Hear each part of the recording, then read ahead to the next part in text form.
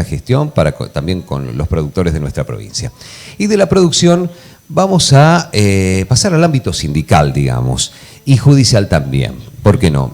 Está con nosotros la doctora Aida Vivares, ella es operadora de la lista Saboca Quinteros, que aspiran a la dirigencia de UPCN. ¿Cómo le va, doctora? Bienvenida. Buenos días. Buenos días a toda la audiencia de Movilizate. Bueno, gracias por acompañarnos y queremos saber en qué situación está todo esto de la presentación de la lista, la anulación por parte de la Junta Electoral. ¿Cómo estamos en este momento? Bueno, en realidad algo que debió ser un proceso eleccionario normal, sí, natural, sano, se convirtió lamentablemente desde el momento cero en un proceso viciado de ilegalidad. Todo comenzó allá en diciembre del 2025, donde un grupo de trabajadores afiliados, liderado por el compañero Saboca, empezaron a pensar en la idea de participar en las elecciones de comisión directiva que debían realizarse este año, o sea, en el 2026. Eso provocó que algunas reacciones, pero bueno, lo primero que se hizo por parte de Saboca fue justamente pedir padrones, pedir balances, pedir fecha de elección, como corresponde, a lo que nunca tuvo respuesta.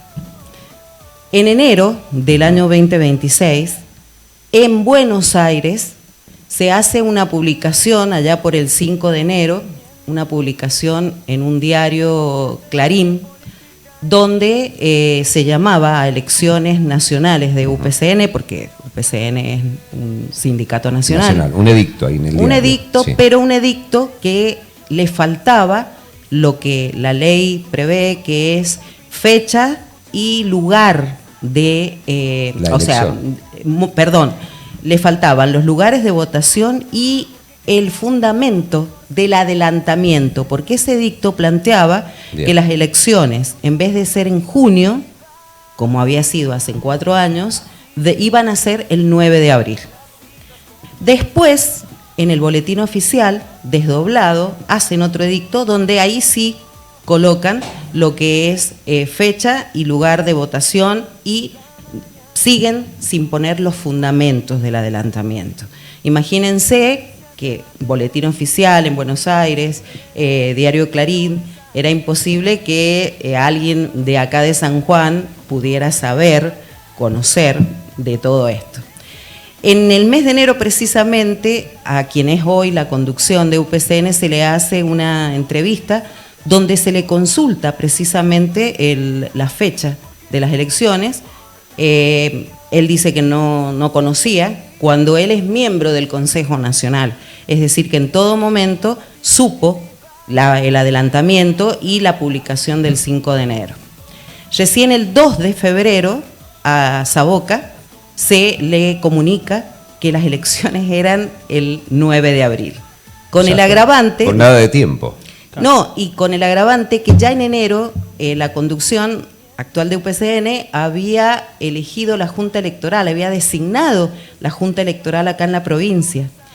Y cuando se hizo la presentación el 2 de febrero de mi persona como apoderada, teníamos hasta el 8 de febrero, según el calendario que ellos mismos habían elaborado, teníamos hasta el 10 de febrero, es decir, 8 días nada más para juntar avales. Avales que según ellos, que según la ley y el estatuto dice el 3% del padrón de afiliados. Pero he aquí que el padrón que nosotros durante varias oportunidades exigimos, porque es una cuestión hasta natural de quien quiere participar en una elección, tener el padrón actualizado, nunca se nos dio. O sea que pueden decir que el 3% son 700, 800, 1000, que en realidad no hay manera de probarlo porque nosotros nunca tuvimos el padrón actualizado. Nunca se nos dio el padrón actualizado. Hicimos la presentación de los avales, llegamos a 1200 y algo más en tiempo, el 10 de febrero. Luego de esa presentación... ¿Tuvieron algunos inconvenientes ahí con la planilla de avales? Según ellos, las observaciones que hicieron, imagínense que fueron sobre 500 avales, una cosa de locos.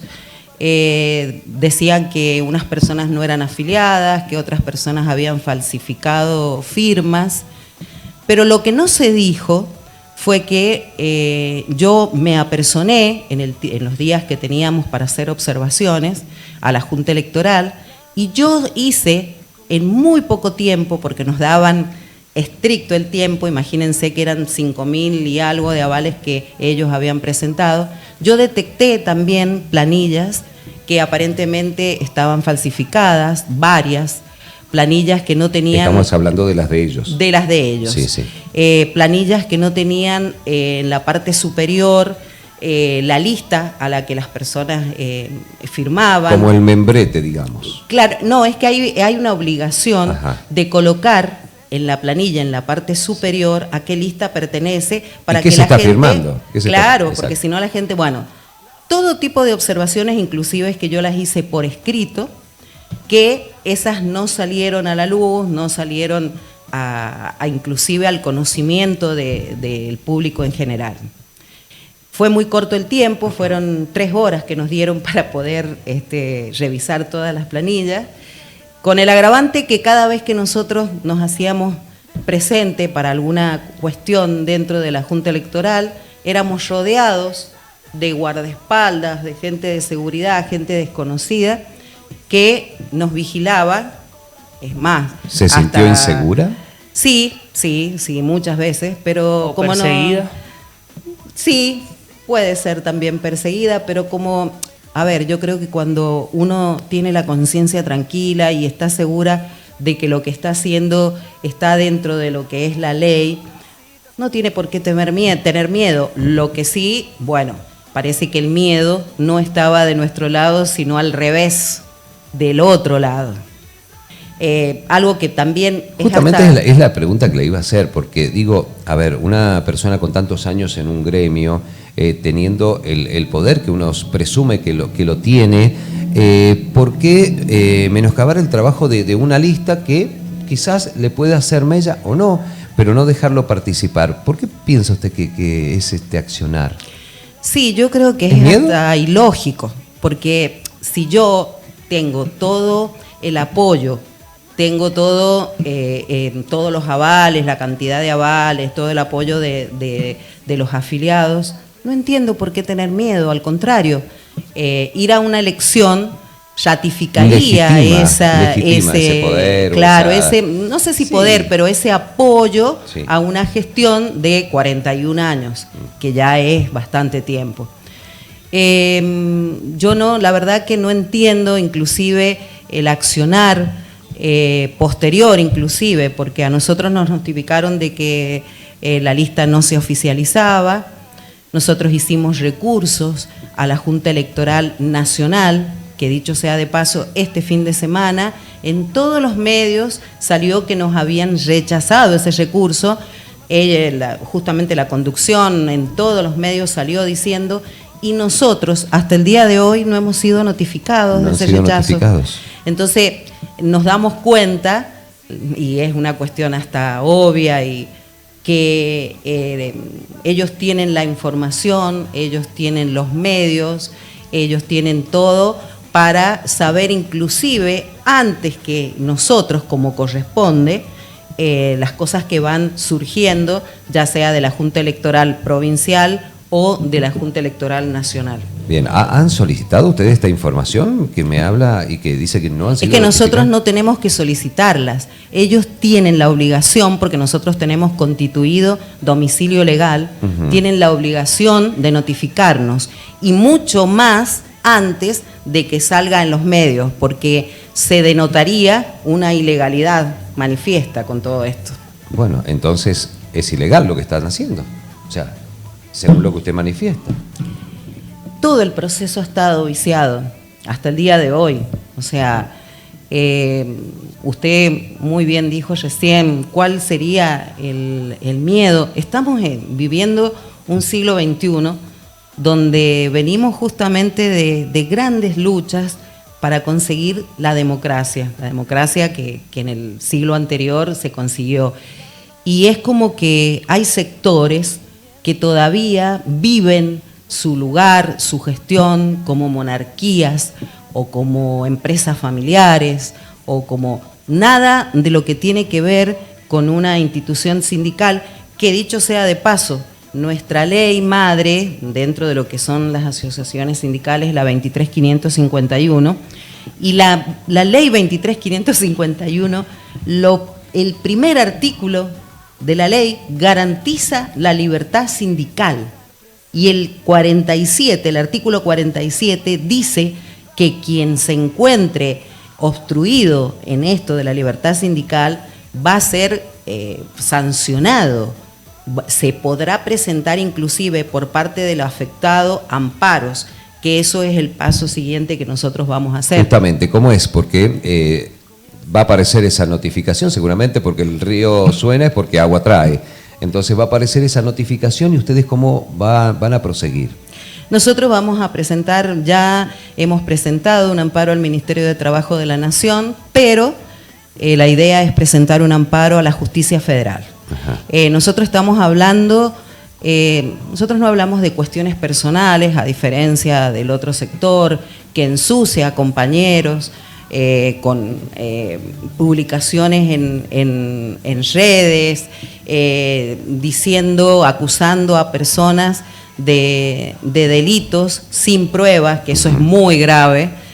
Nosotros lo que vamos a hacer es, teniendo en cuenta los derechos de la Constitución Nacional, el 14 bis en especial, la 23551, el estatuto inclusive de UPCN, vamos a hacer las presentaciones correspondientes.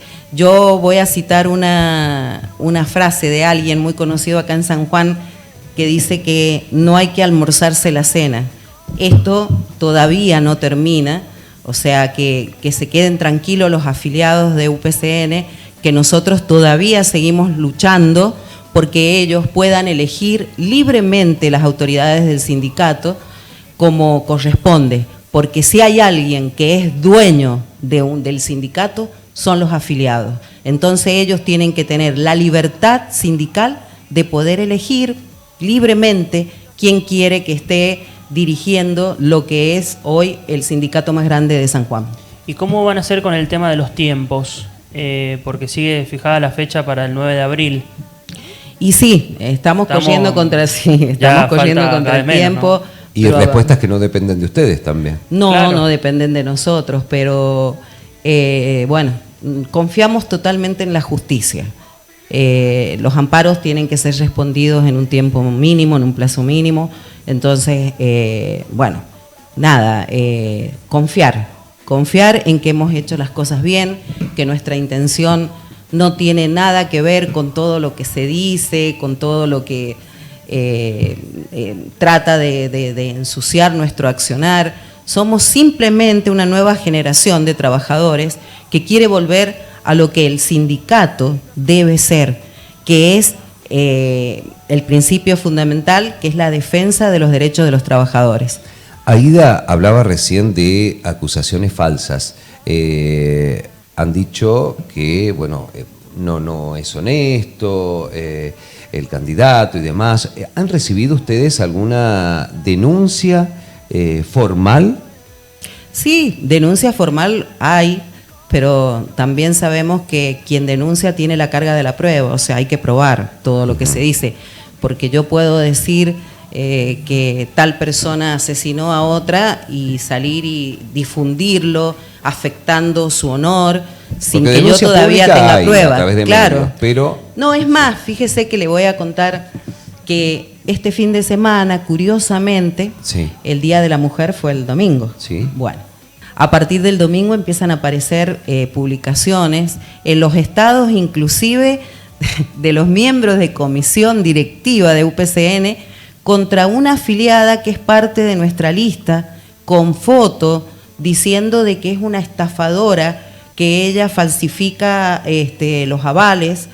Imagínense esa trabajadora en el Día de la Mujer Y estoy hablando de miembros de comisión directiva que lo tienen en sus estados, personales, y mujeres, que eso es lo que realmente más extraña y duele, porque tomarse el trabajo de ensuciar a una persona de esta manera es de muy bajo nivel. A mí realmente me extraña mucho, porque que personas que hoy, desde hace 41 años, estén ocupando un lugar justamente de autoridad, que se presten para este tipo de maniobras que yo creo que ya quedaron en el pasado, pero hace mucho tiempo, estas prácticas sucias. Como se dice, son de la vieja política. De la vieja política, esto no tiene nada que ver. Miren, nosotros, y esto se lo digo a la ciudadanía, se lo digo a los trabajadores públicos, municipales, nosotros lo único que queremos es llegar a las elecciones y que puedan libremente elegir. Nosotros lo que defendemos es la libertad sindical y la democracia sindical. Simplemente eso. ¿Cree en la justicia? Sí, creo en la justicia, por eso soy abogada. Bien. ¿Y cree que esto va a ser justo y que van a darle la posibilidad a Saboca y a Quintero? Yo creo que si en este momento seguramente nos están escuchando políticos, jueces, público en general, ciudadanos, creo que saben que lo más sano para la democracia precisamente es esto, es este ejercicio constitucional de elegir y ser elegido en cualquier institución, en cualquier ámbito. O sea, hoy, es más, quiere que le cuente, Sergio, yo soy afiliada hace 35 años más o menos de UPCN. Mucho tiempo. Mucho tiempo. Y yo cuando me afilié a UPCN, yo soy trabajadora municipal. Trabajadora. No soy una persona que hace muchos años que no trabaja para ocupar un lugar sindical. Ni es familiar de... No, tampoco. No. Yo no soy familiar nada más que de mi papá. A Dios gracias. Y muy honesto mi papá.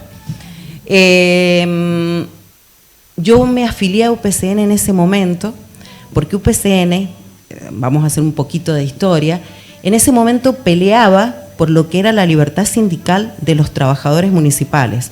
UPCN no podía entrar a los municipios, y justamente por el trabajo de varios años de quien les habla y un grupo grande de municipales, inclusive de otras municipalidades, nosotros logramos, y el trabajo, por ejemplo, por supuesto jurídico de los abogados, conseguimos que UPCN estuviera dentro de los municipios porque debía representar a los afiliados que tenía, que tiene en todos lados. Es más, hoy es mayoría en el municipio de la capital, cosa que es de donde yo pertenezco y donde empezó en realidad toda la lucha. Y qué incoherencia hoy, ya han pasado 35 años más o menos de toda esa historia, que hoy justamente sean los mismos que en su momento peleábamos por la libertad sindical, que hoy estén poniéndonos palos en la rueda a quienes hoy simplemente queremos llegar a una elección y poder estar a disposición y a lo que el afiliado pueda querer o no. Bueno, sí, como para cerrar, ¿qué dice el afiliado? ¿Qué se comenta? ¿Qué les dice con respecto a todo esto que están viviendo y con respecto a las elecciones, ¿no? El afiliado llega hasta, en algunos casos, hasta tener miedo. Nos ha pasado cuando recorríamos lugares para la firma de los avales, nos mandan permanentemente mensajes diciendo de que necesitan un cambio. 41 años es muchísimo, y yo creo, esto lo digo en sentido general, la eternización en los lugares de poder ya no es sana, porque uno deja de tener una mirada objetiva. Inclusive cuando uno ya no trabaja porque tiene licencia sindical durante muchos años, o no trabajó lo suficiente, deja de tener esa objetividad de saber qué es trabajar, qué es tener sueldos magros, qué es a veces, desde hace varios años, no ir como correspondería al gremio más grande de San Juan, a la cabeza de las negociaciones todos los años para que sean mejorados los salarios y las condiciones laborales. Nosotros siempre vamos a la cola de otros gremios, lo que otros gremios consiguen es lo que nosotros vamos a tener. Claro, ¿y cómo puede ser eso? Yo creo que hay que volver principalmente, y esa es una de las propuestas nuestras, volver a lo que es realmente la representación sindical. De nada me sirve tener convenios de, ejemplo, voy a poder comprar sushi en tal lugar cuando por el sueldo bajo que tenemos los empleados públicos no podemos conseguir comprar 1 kilo de carne para nuestra familia. Yo creo que en realidad por ahí pasa, volver a la esencia de lo que es el sindicalismo. Doctora, muchísimas gracias por su presencia y ojalá tengan buena respuesta antes de las elecciones. ¿Sí?